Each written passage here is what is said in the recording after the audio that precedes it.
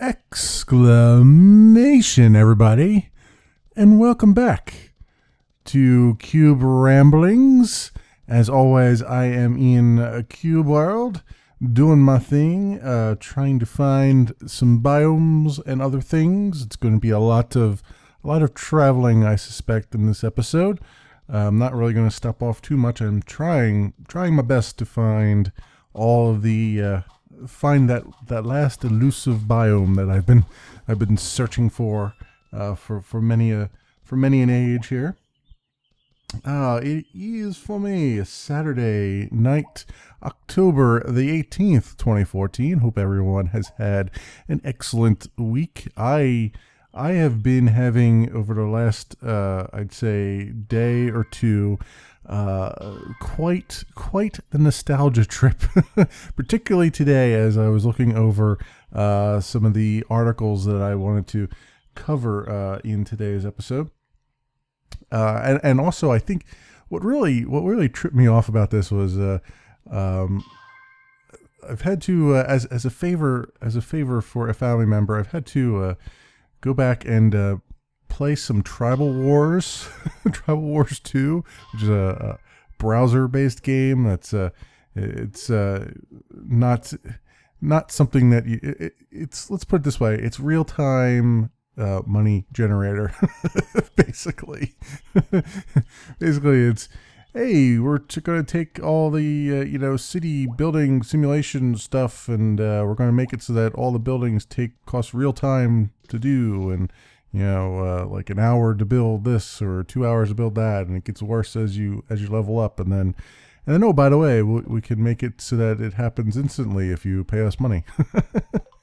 But I digress. It is what it is. It's a model that apparently works. It was giving me nostalgia because I remember back in the day, I would be at an old job, not my current job, but many years ago at another job.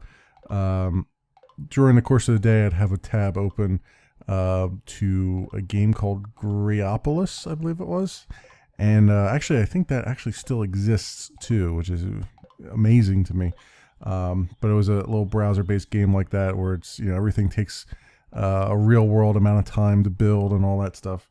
And it was something that I used to keep open, just so that those 5-minute breaks that you're supposed to take every so often, just to kind of stretch your brain a little bit, or give your brain a break and stretch your bones. I used to pop over there and see how many hours left until my attacking armies made their way back and all that stuff. But anyway, that was sort of putting me in a nostalgic mood, and then in addition to that, reading the news items here, I've come upon a few things.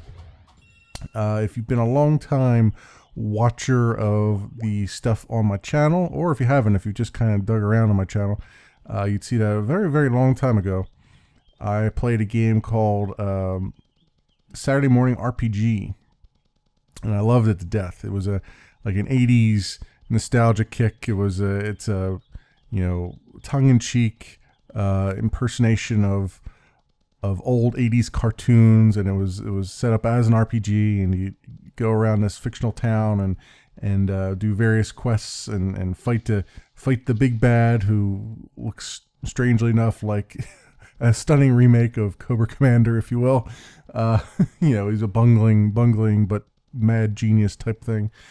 And I happened to be perusing their site again because I remembered, as I was thinking about it, I was like, oh, that's supposed to be an episodic game.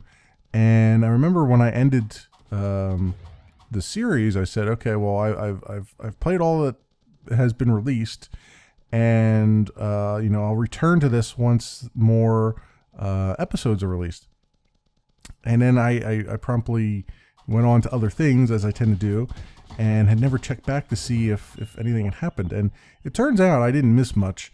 The Mighty Rabbit, which is the company, the developers of the game, they had moved on to other games because Saturday Morning RPG didn't sell very well.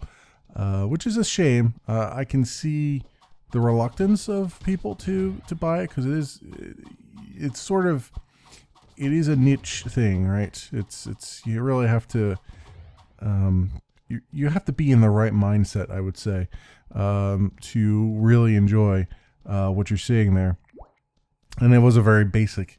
The mechanics of the game were very, very basic, and it does get repetitive along the way. But it's hard to look past that repetitiveness because unless you have a nostalgia trip going on, right, which I did, so I was able to just sort of ignore all the repetitiveness and just go for it. And I enjoyed it very much. But it turns out that it wasn't really paying their bills, and so they had to move on to other things. And they have other games out, like I think something called Breach and Clear, and a few other games that are a little bit more successful that were actually paying the bills. And then it turns out that last month they posted a blog post to say, hey, Saturday Morning RPG is not dead. It is not dead. It is very much still continuing, and they are in the process of making episode 5. And it will take place, at least partially, in space. So that'll be pretty darn cool. I can't wait for that. There's no word on when they'd be releasing it, but just the fact that they are continuing with the work on the game has me quite excited, because I will, in a heartbeat, jump back into the game and start recording some more episodes. I'd be quite happy to revisit some of these games that are coming out, with new DLC and all that stuff. So that sort of put me in that nostalgic mood, and then on top of that, I'm reading some more articles, and I come upon sort of as it was mentioned in an RPS Rock Paper Shotgun article, sort of in passing, and then not much else. And I was like, oh, wait, what is this? Because they were talking about Distance, which is a game that I've been following. That's the successor to Nitronic Rush. It's very. I will actually probably record Nitronic Rush. I've also pre-ordered Distance, so I'm waiting for it myself. But I will. It's a racing game. It's a sort of neon-colored computer, simulation game type of thing. A lot of fun. It's if you've never played Nitronic Rush, you should probably go find it. It is out there. A quick Google search will find it for you. Maybe if I remember, I'll leave a link. I don't know. I don't have it in my spreadsheet here, so I'll probably forget. But a quick Google search for Nitronic Rush will find you the free game that these developers of Distance made. I forget the name of their company. Is it Refract Studios? No, that's something else. But I forget the name of their company, unfortunately, that they formed. But they were Nitronic Rush was their, I think, final project for the DigiPen gaming school online. Well, is it the physical place, or is it just an online school? I'm not sure. I think it's a physical place somewhere. But the DigiPen Institute, that a lot of gamers, or that focuses entirely on game design and development. They often have these final projects, and teams will go off and make these projects, and then they release them for free. And that was one of the more, I think, well-known ones, was the Nitronic Rush. And then they went off and founded their own studio and kickstarted it and everything else. And it's kind of been waiting 2 years now for it to finally come out. But it sounds like it's close to releasing. But anyway, that's ancillary to what I was actually getting on.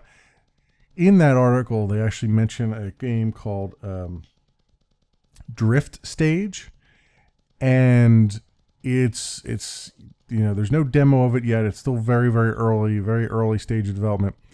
But I will link you guys to the website for it. It is an 80s. Well, let me put it to you this way. It is done in an 80s sort of retro style, both graphic wise, and also with the music. And the music is, let me tell you, fantastic. If you like the sort of 80s techno, what would you call it? Is it techno? It's not quite chiptune, but it's got sort of that ring to it. I guess it's more like an 80s, like 80s techno, I suppose. But the soundtrack is fantastic, and the game itself just invokes memories of like pole position and the old 80s cartoons, like what was that? Oh God, what was that cartoon? Pole Position actually was a cartoon, in addition to being a game. And there was also a Speed Racer is another one that sort of invokes my memories there. And it looks like a combination of both of those. It's pretty awesome. It's a lot of drifting and all that stuff, but the music, I think, sells it the most for me. So that might be something you want to. I'll leave a link to their website. You can watch their sort of announcement trailer. I don't know what you would call it. It's more like an update video that they have out there, because apparently they've been working on this for quite some time now.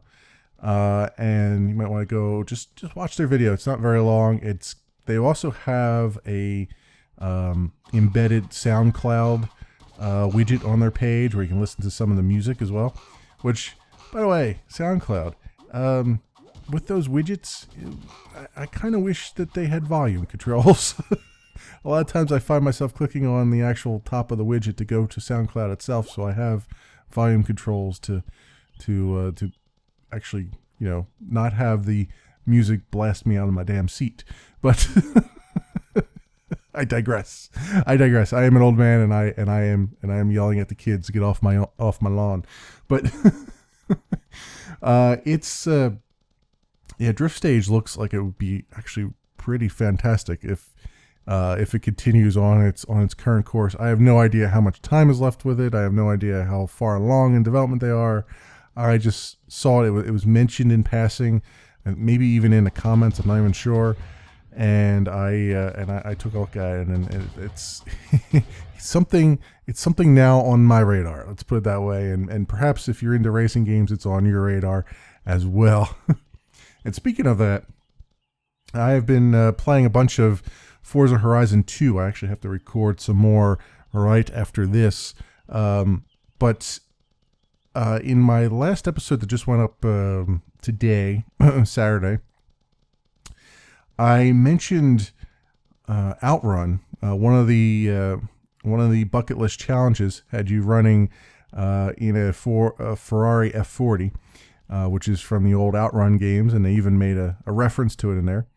And I went out on OC Remix as well and grabbed some remixed audio of Passing Breeze, which was one of the music tracks from it, and play that during that race as well.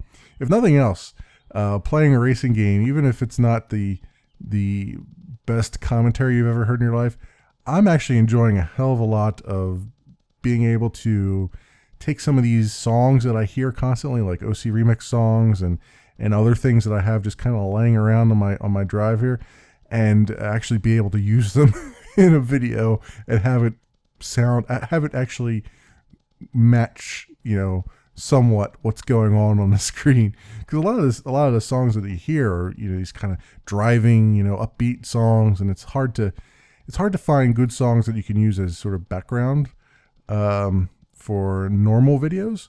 But when it's like a driving or a racing video like that, people are kind of used to it. So it's like, hey, okay, let me go through my extensive library here, and let me see if I can put these on there. So that's been one of the fun things about rendering those videos.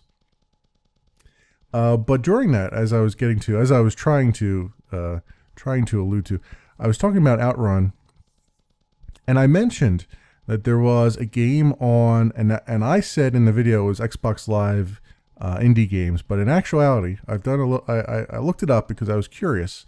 It was actually Xbox Live Arcade it was on, which doesn't make a whole lot of sense. I mean, it kind of makes sense because it was published by Sega, but the whole Xbox Live Arcade versus Xbox Live indie games, it was all kind of meshes together in my brain at some point. I'm like, whatever, it's the marketplace, you know.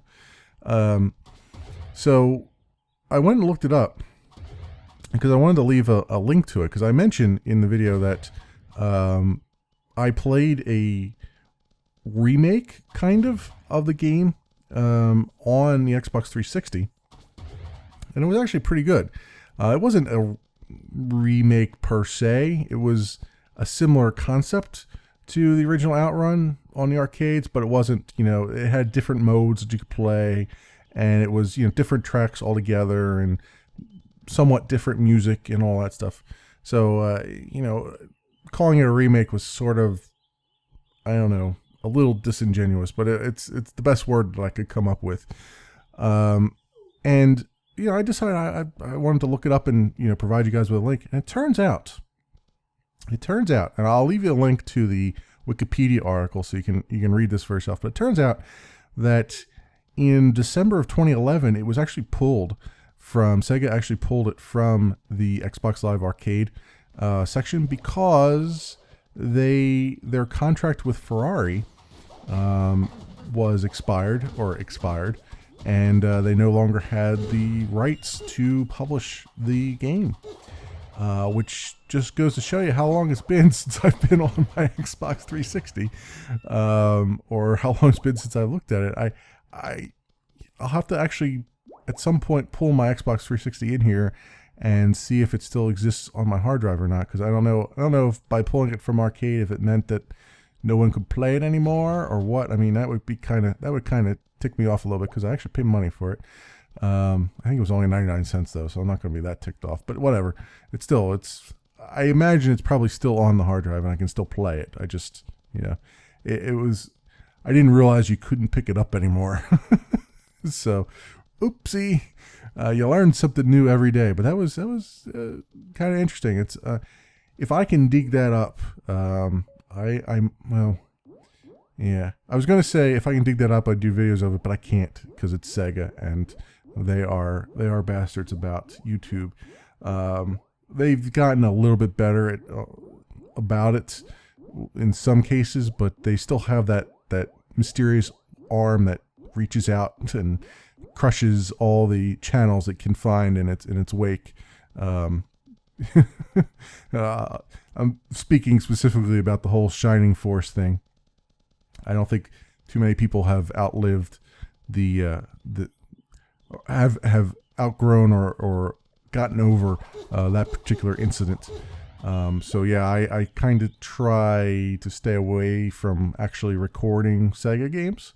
Although that may not stop me from doing a Twitch stream of it. So maybe I'll do that instead, because they haven't quite figured out about Twitch yet. So, and plus I don't necessarily have to save any highlights. I can have them deleted immediately. So that works out a little bit better probably. So maybe I'll do that at some point. Who knows? But yeah, so I figured I would just kind of pull those out there because of all this nostalgia I'm going through right now. What else do we have here? Continuing with the nostalgia theme, there's apparently a bunch of fan created stuff going on. Fan created games going on. Let me try to be a little bit more specific than stuff. And I have two of them here that I sort of wanted to point out. One of them is called Skywind, and I'll leave you a link to the Rock Paper Shotgun article describing it a little bit. But it's basically fans have taken upon themselves to remake Morrowind, Elder Scrolls 3 Morrowind, in the Skyrim engine, the Elder Scrolls 5 Skyrim engine, and they're not very. They've got a lot of the visuals, from what I can understand. They don't have a lot of the gameplay mechanics done yet. They're still very, very early in that stage. But they have a few videos showing off some of the areas in Morrowind, and I've heard a lot of things about, everybody who knows something about the Elder Scrolls games all speak very fondly of Morrowind. And I'll be honest with you, I've never played Morrowind. I played Oblivion. I loved Oblivion. I have not played Skyrim, and I did not play I did not play Morrowind. And I didn't play Morrowind for the same reason I didn't play Skyrim, and that is the visuals kind of put me off. And I know this is a weird thing to say, right? Because you're talking to a guy who used to play, on the Nintendo, the 8-bit NES, and a little bit on the Atari 2600, I think is what we had as kids, until until it didn't work anymore. Couldn't get the adapter to work anymore. But so graphical fidelity is not usually something that gives me pause. I mean, hell, I play Minecraft, for crying out loud. But what does give me pause is if the world is too brown and gray, I guess is what I. And I don't know why that. I'm not quite sure why that is. Because I also don't like to play the Fallout games either. For that same reason, it's just too gray for me. It's hard for me to explain, right? Yet I could play. If they were sci-fi games, I'd probably play them. Well, except for I'd have to make the exception there of Borderlands. I've never played Borderlands, and I don't really have a desire necessarily to play any of the Borderlands games. I can't really describe that either. It's just a feeling I have, like, I don't really see the appeal. Or I should say, I don't have the appeal. I don't feel the appeal. I see the appeal. I don't feel the appeal. But with, Morrowind and Skyrim, they just, for some reason, the thought of spending 80 hours in a world that was so drab as far as visuals go, just kind of, I mean, it has a lot of grays and browns. I mean, the visuals are really good. I mean, the Morrowind engine wasn't, it was dated. It's very, very dated, the visuals in that. But Skyrim has got very good, high-ish quality visuals. It's just, they spent all that graphical horsepower on just like grays and browns. I'm like, ugh. And a whole lot of snow. I'm like, I get that you're building a world. I get it. I can't see spending, like I said, 80 to 100 hours in a world that is that freaking depressing. Right? Whereas Oblivion was very brightly colored. It was very, I will say, going into Oblivion, the gates of Oblivion, and having to do that repeatedly and that kind of thing, that really did detract from the game. I felt like that was the one part I dreaded the most, was doing all those damn Oblivion gates. And maybe I'm not alone in that. I don't know. Maybe I am alone in that. Who knows? But the other visuals, going through Cyrodiil was just awesome. Like, even at nighttime with the star field and everything else, it was just great. It felt very cheery and happy, even though you were bludgeoning to death skeletons and rogues and bandits on the road and all that stuff. It still felt really good. It felt like, hey, I could actually sit on the edge of a mountain and just kind of stare out into the valley and just see all the nice, pretty trees, and very much like Cube World here, where I feel rewarded for exploring, right? Even though I'm seeing the same biomes over and over and over again, it's still randomly generated. It's still they all still have character to them, and honestly, I could look at the trees in this game for 80 to 100 hours at a time. It's beauty, right? And I just never got that feeling from Skyrim or for Morrowind. And from what I understand, Morrowind is, he's like the bee's knees as far as the Elder Scrolls games go. And I feel like I've missed out. I feel like I probably should sit down and actually play the game at some point. Maybe even sit down and play Skyrim at some point. But I don't know. Those were my impressions of just watching other people play the game, as well as my impressions of videos I've seen in the game, and so on and so forth. So, and then looking at the Skywind mod, I see a little bit of that. I see a lot of the browns coming through and all that stuff, and it's like, okay, it's something. The fidelity is there, but it's still kind of depressing looking. And I'm not saying that they should go through and make everything green and pretty, but because that wouldn't be keeping with the spirit of the fan remake. But I still look at it and I'm going, probably not for me. Probably not for me. That said, in addition to Skywind, which is was one remake, there's also another one that's been going on for a while called Open MW, which I'm going to keep referring to it probably as Open Morrowind, but it's really just Open MW. And they are taking what looks like the original, it kind of looks like it's the original Morrowind engine. It may not be the original engine. They may have remade the engine. I'm not quite sure. I haven't been able to figure that information out from their site yet. But admittedly, I spent all of 10 minutes on there before I started recording. So, as usual, I did my 5 minutes of research and not really much else besides that. But looking at it, they are making the engine so that it's I believe open source, and also making it cross-platform, so you might be able to actually enjoy Morrowind on more than just the PC, and older PCs at that. It'll be, Mac probably, also probably Linux, I'd imagine, at some point, if not one or the other. I'm not quite sure. But yeah, a couple of those Morrowind projects, just keeping it alive, doing what they're doing.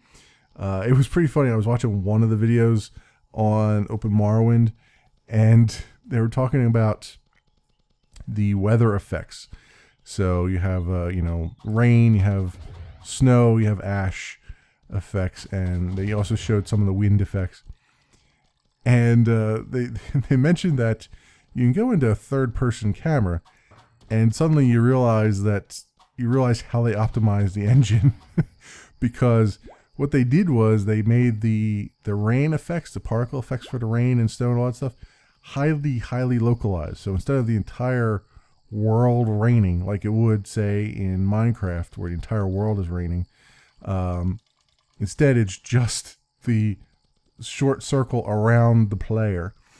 And so they had it centered around the player. So when you go into third person mode, you could actually practically see the cloud following your player around the town.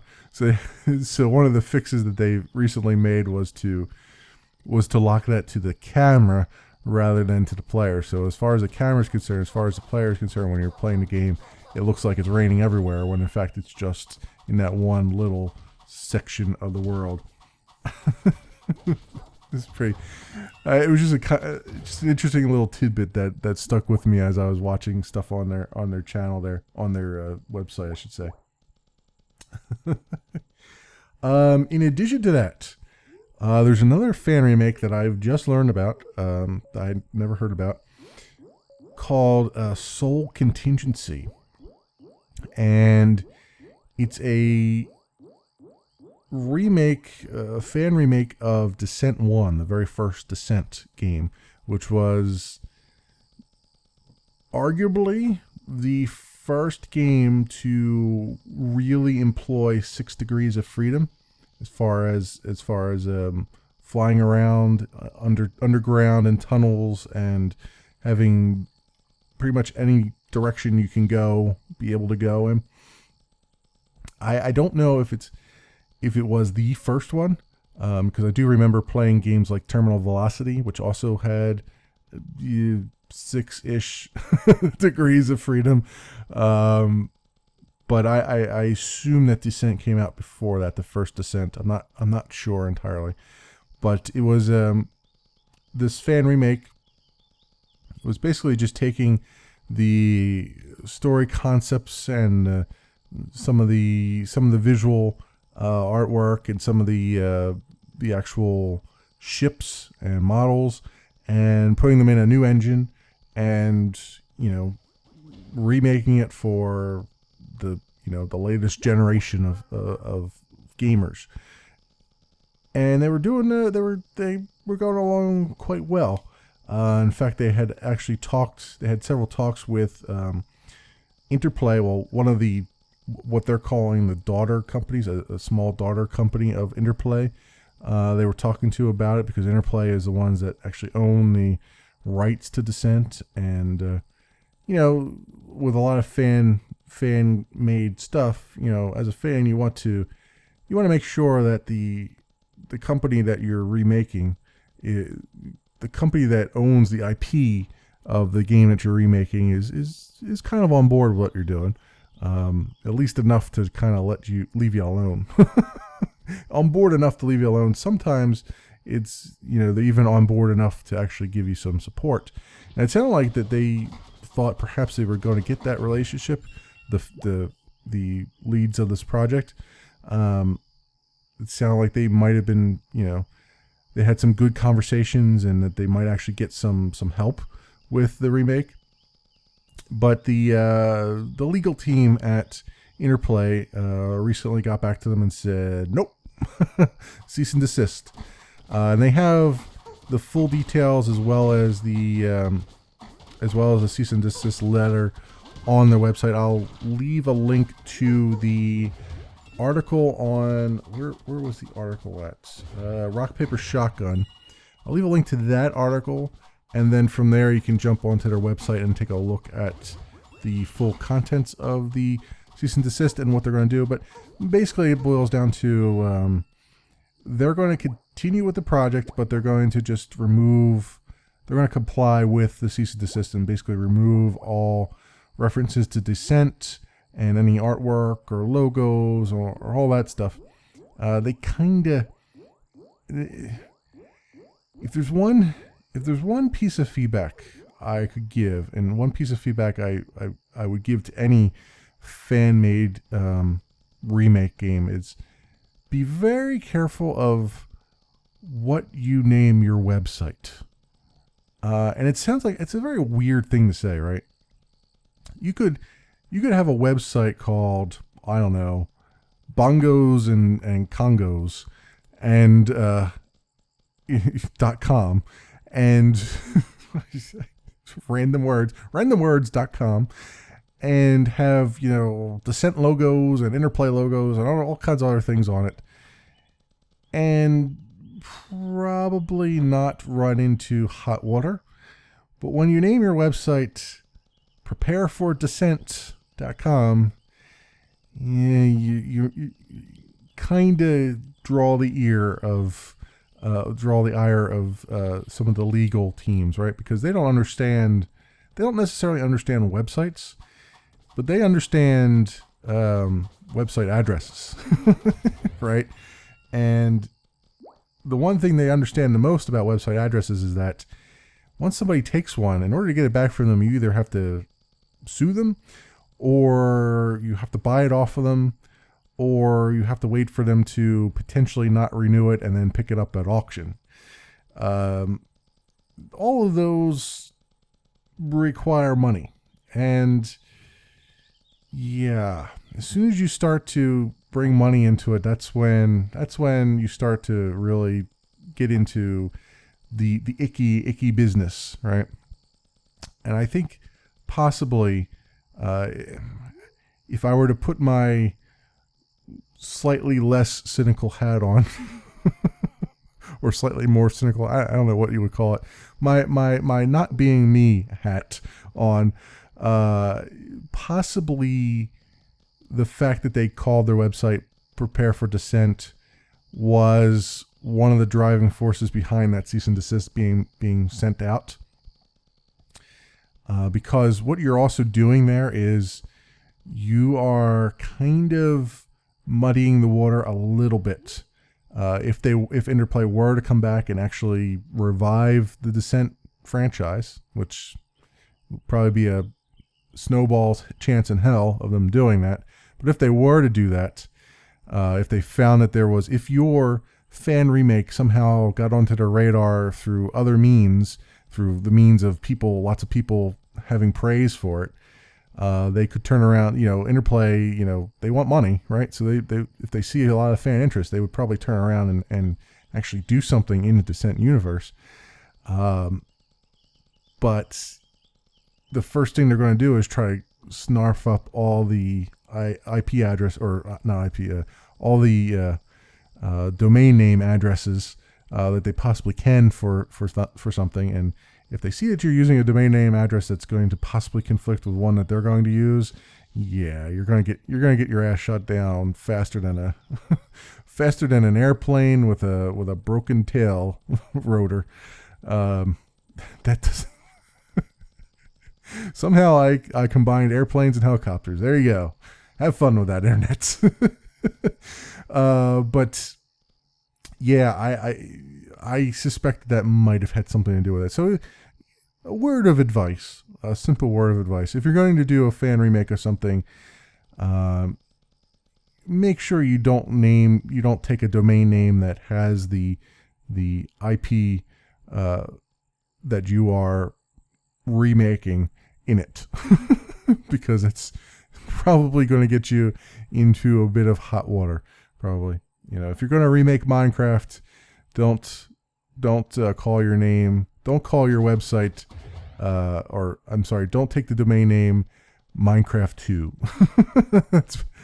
or Minecraft Remix, or Minecraft anything, because you're probably going to get hit with something that's going to be unpleasant, to say the least.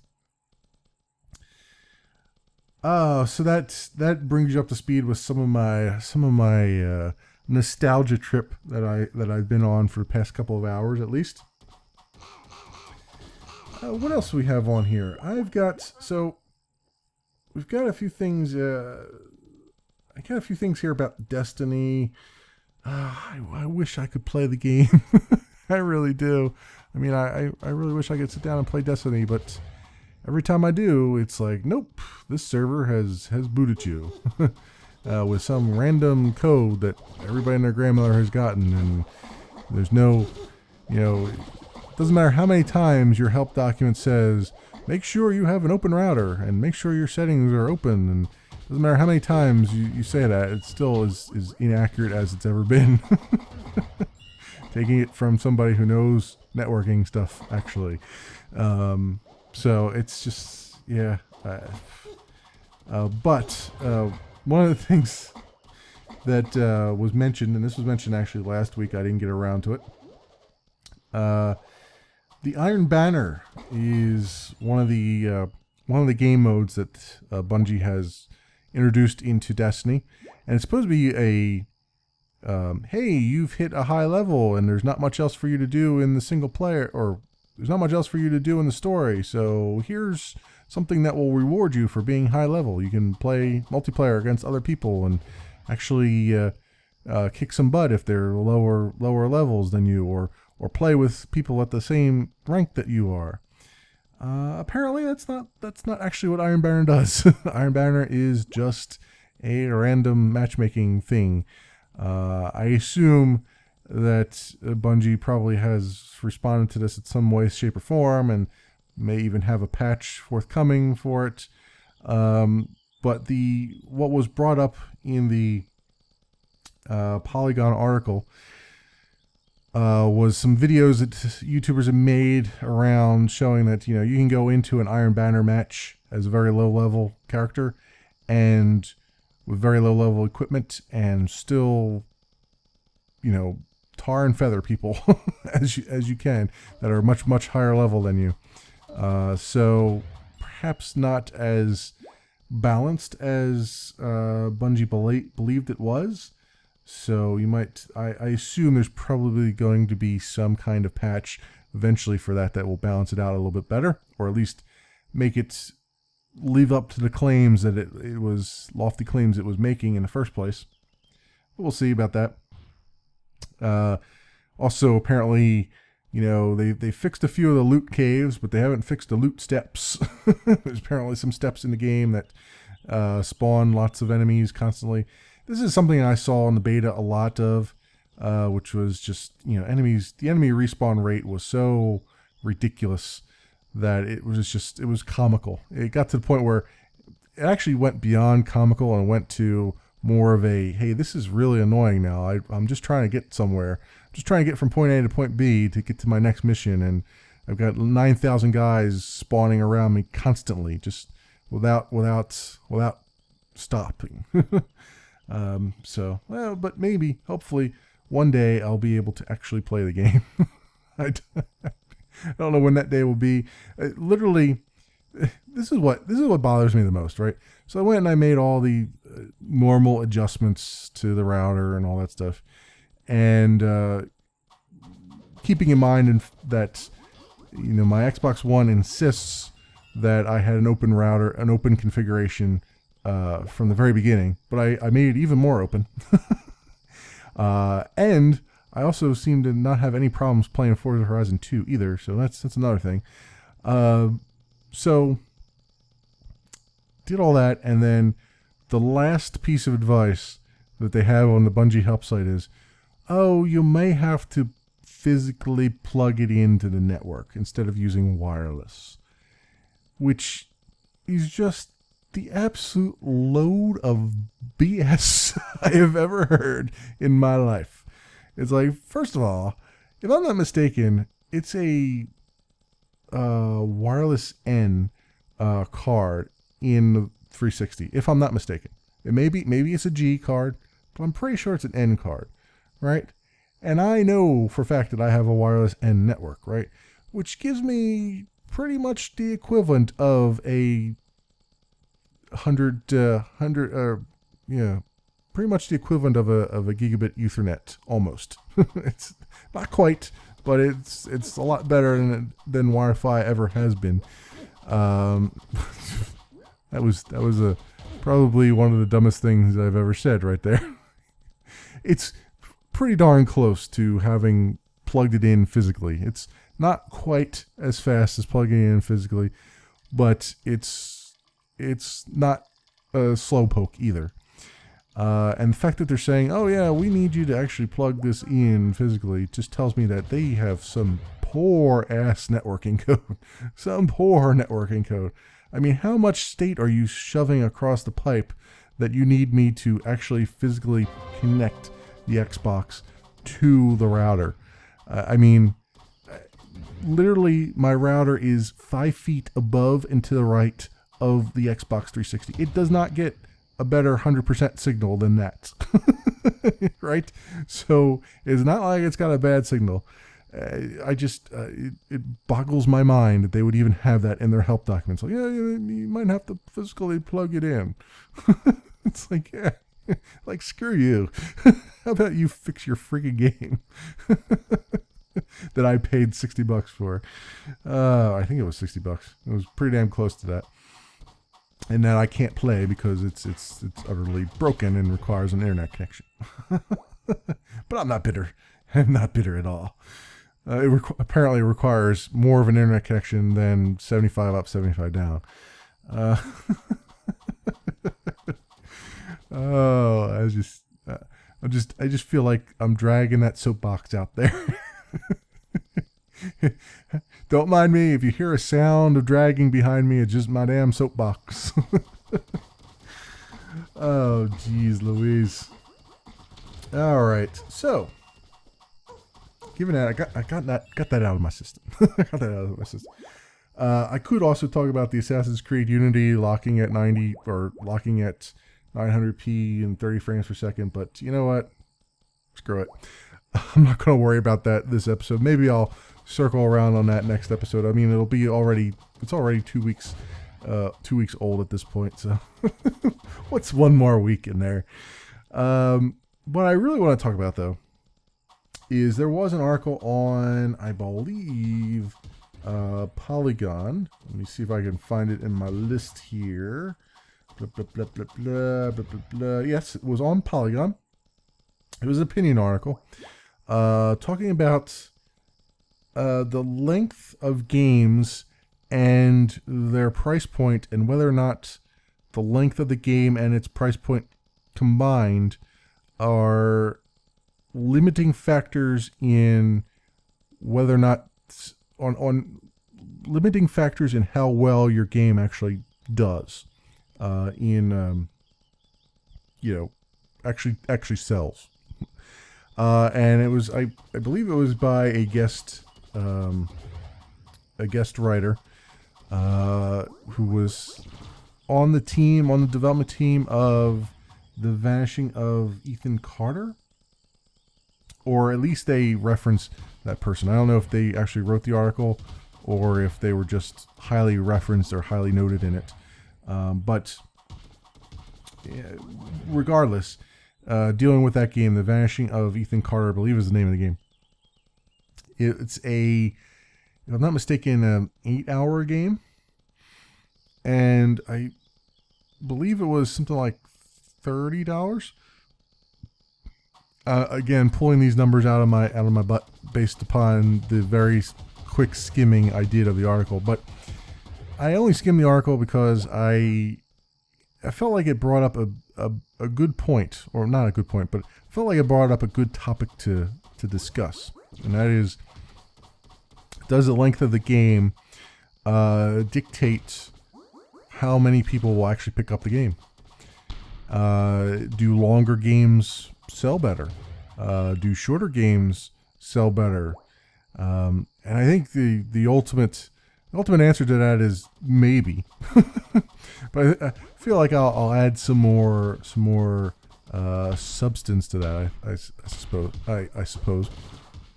So it wouldn't be my opinion if I didn't say back in the day. Back in the day when we walked 5 miles uphill both ways to get our video games. The length of a video game was, to me at the time, a very important thing. Mostly because I was very my budget was much tighter. Let's put it that way, for games, much tighter than it is today. I wasn't quite the spendthrift as far as games go back in the day, particularly when I was in college and I needed to be as thrifty as possible with money, because it was all going to an institution that ended up giving me a $45,000 cocktail napkin. But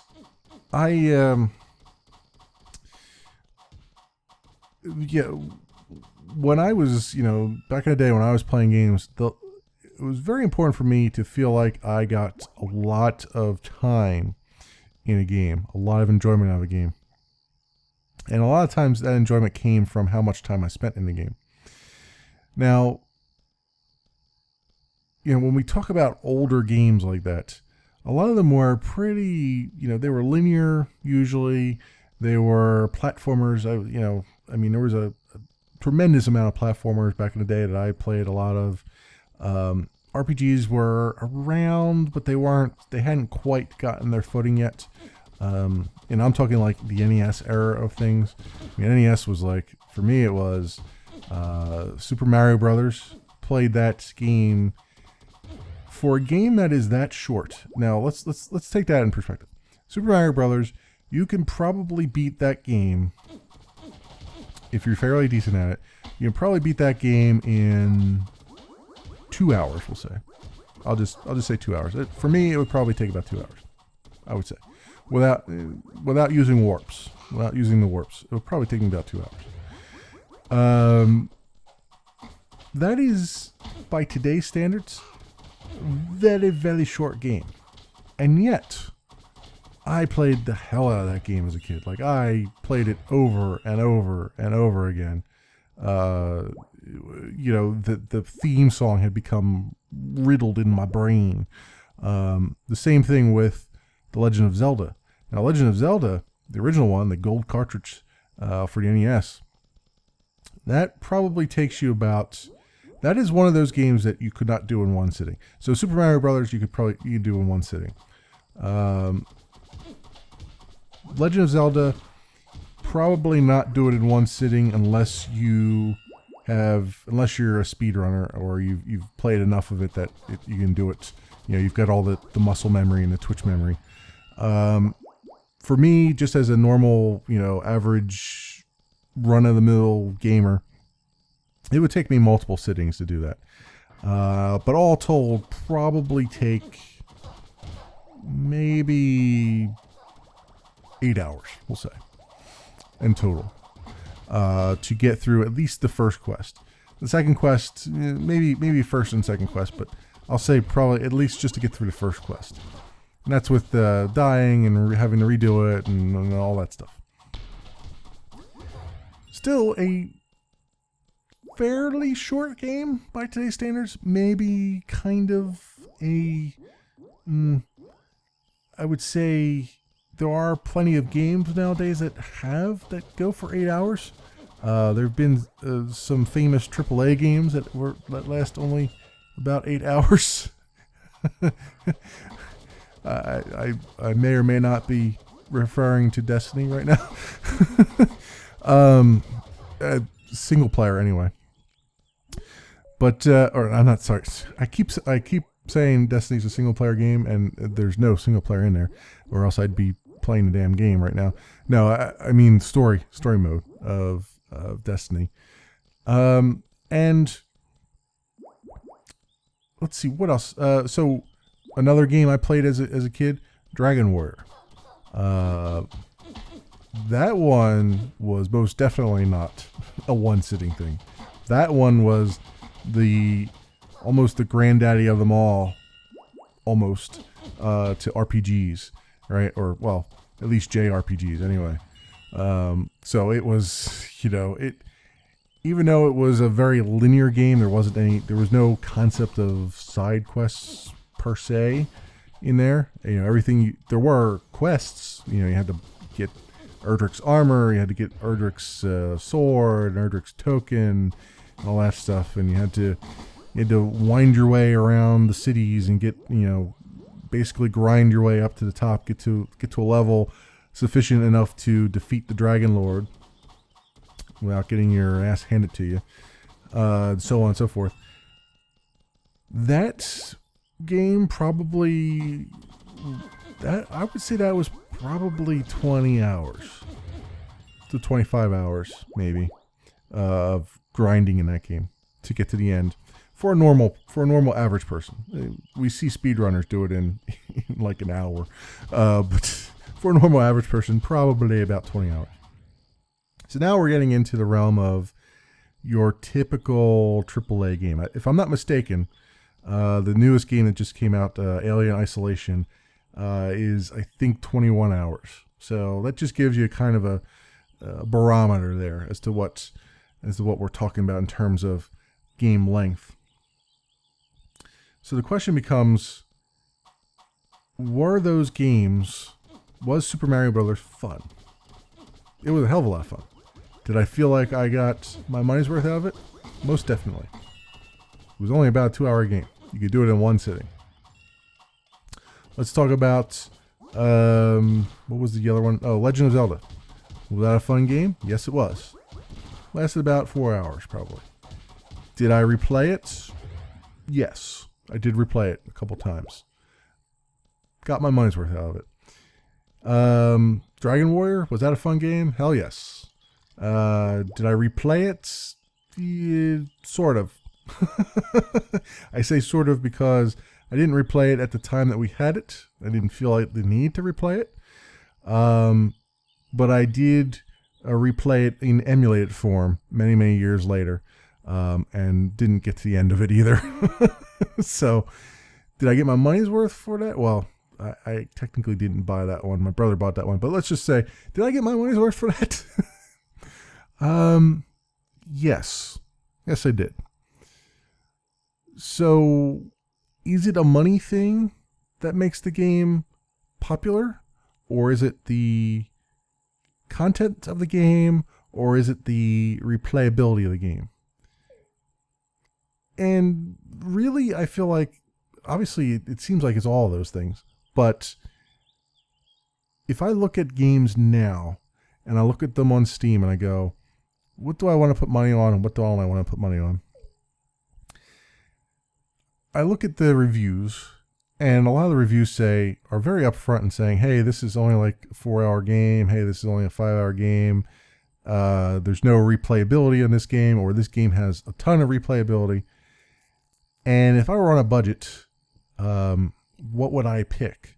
And I suppose my first thing would be, I would look first at RPGs because I know that I'm going to get a ton of time into them, right? There's nothing that makes me, there's nothing that is worse to me than putting $60 down on something and then blowing through it in one sitting and then sitting there going, well, do I really want to play this again? Yeah, probably not. Was it worth my time and money? Yeah, probably not. Right? But then you turn around and you pay $20 for Space Engineers or Minecraft, and there's no story there at all. It's just the story that you want to make, right? Do you get enjoyment out of those games? It depends on how much story I can put into them, I guess, is what it comes down to. Do I feel like I got my money's worth out of Minecraft, and do I feel like Minecraft is popular because it's easy to make your own stories out of it? Yes. I think that is what drove it. Is it popular because it was brand new at the time? Nobody had done anything sort of like that except Infiniminer, which nobody really knew about. Possibly. I think, though, the fact that it's been driven so to the successful heights that it's been driven to, with YouTube personalities and whatnot, means that a lot of people saw something in it that they really enjoyed. Because I had the first reaction that I think everybody has to Minecraft when I first looked at it. I was like, where's the fun in that? There's no story. It's just like Legos. I used to play with the actual physical Legos, so why would I play with virtual Legos? And, I'm an old guy. What do I need with that? And then when I saw the YouTubers and I saw the stories that they were creating for themselves and the things that they were doing, I turned around and went, ooh, you know what? That is actually looks like a lot of fun. And I plunked my $10 down at the time because it was an alpha. And I said, yeah, I'm going to do this. I'm going to make the plunge. And never regret it doing that. If I look at something like, say, the Stanley Parable now, that was a game that I knew going into it would be kind of an art house game, right? Where it's like, hey, we got like some artsy fartsy thing to talk about, and you're going to like it because we're so meta. I knew going into that I was going to be like, I don't know if I had mixed feelings, and I knew it would be a very short game. But given that it's a short game, it also had a lot of replayability built into it because you wanted to see all the different branches. So by default, you have to really replay the game to see all the different outcomes that you can do. And when I look at that, I go, no, that really wasn't worth my money. And and I guess it's not the fact that I couldn't replay it. I replayed it a lot. It's just the fact that it wasn't all that appealing at the end of the day. It's like, hey, we got this like message that we want to convey and stuff. And like, aren't we so awesome that we can smoke? We can smoke our own piles here. But it just didn't, I got it. It wasn't really that funny. Honestly, I know a lot of people are like, "Oh, this is freaking hilarious." I'm like, yeah, okay, whatever. I've seen comedy shows that were far more hilarious than that. But it's, I guess from that perspective, I just wasn't I wasn't in the right mindset, I guess, to be the consumer that they would really want. And so, if I made a review of it, I would convey all that stuff. And then other people might look at that review and go, oh, I kind of feel like the same way. And if I feel like the same way, then maybe this guy's got a point and maybe I shouldn't buy it. Or they just say, screw this guy, I'm going to buy it anyway. Which is probably the better idea. So it's one of those weird, complicated things, right? It's like there's a lot of different variables at play, but you can't really narrow down like what variable actually is it? What makes Minecraft more successful than Terraria? What makes Terraria more successful than Starbound, say?